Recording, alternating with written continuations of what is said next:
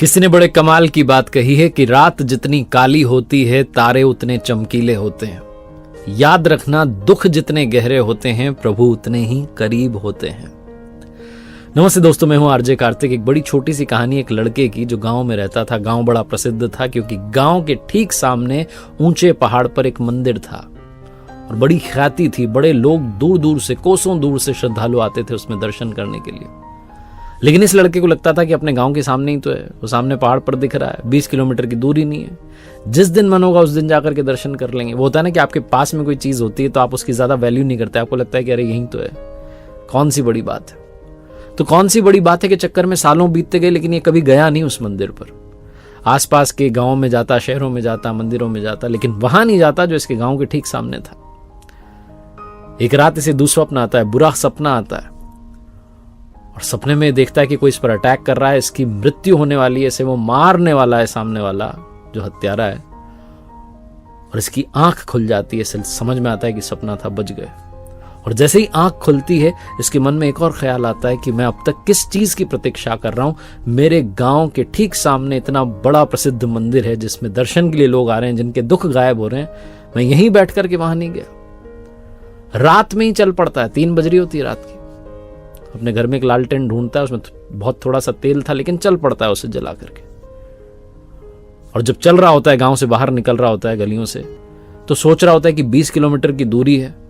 पढ़ने में काफी तेज था, होशियार था, तो कैलकुलेट करने लगता है कि ये तेल तो चलेगा नहीं इतने सफर में। इसी कैलकुलेशन में नेगेटिविटी हावी हो जाती है और गांव के बाहर जाकर के चौकी पर बैठ जाता है कि थोड़ा उजाला हो जाएगा तो चल देंगे, तब तक यहीं बैठे रहते हैं। प्रतीक्षा कर रहा होता है उजाले की, प्रतीक्षा कर रहा होता है सनराइज की, सूर्योदय हो जाए।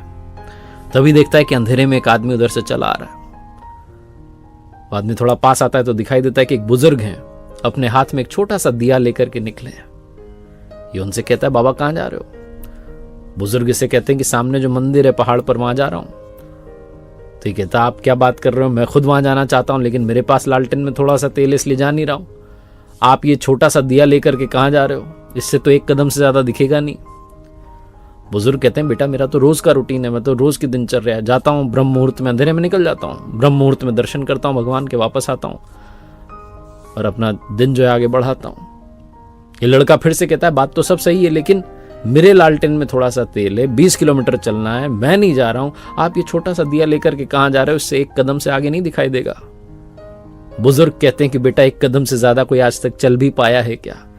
1 कदम चलूंगा, फिर 1 कदम दिखाई देने लगेगा, फिर 1 कदम दिखाई देने लगेगा, ऐसे ही रोजाना चला जाता हूं। इस लड़के की आंखें खुल गई, इसको समझ में आ गया कि जो हम सोचते रहते हैं कल कर लेंगे, परसों कर लेंगे, हो जाएगा, सालों बीत जाते हैं, काम होता ही नहीं।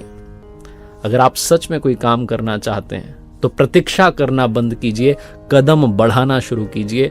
और याद रखिए, अगर आपने 1 कदम बढ़ा दिया तो अगला कदम वो आपका रखवा देगा, वो आपको पहुंचा देगा वहां तक जहां आप पहुंचना चाहते हैं। क्योंकि रात जितनी काली होती है तारे उतने चमकीले होते हैं और दुख जितना गहरा होता है प्रभु उतने ही करीब होते हैं। एक बार फिर से वही बात जो अक्सर आपसे कहता हूं, ऊपर वाले के आशीर्वाद, अपनी मेहनत और अपनों के प्यार के साथ कर दिखाओ जैसा कि दुनिया करना चाहे आपके जैसा।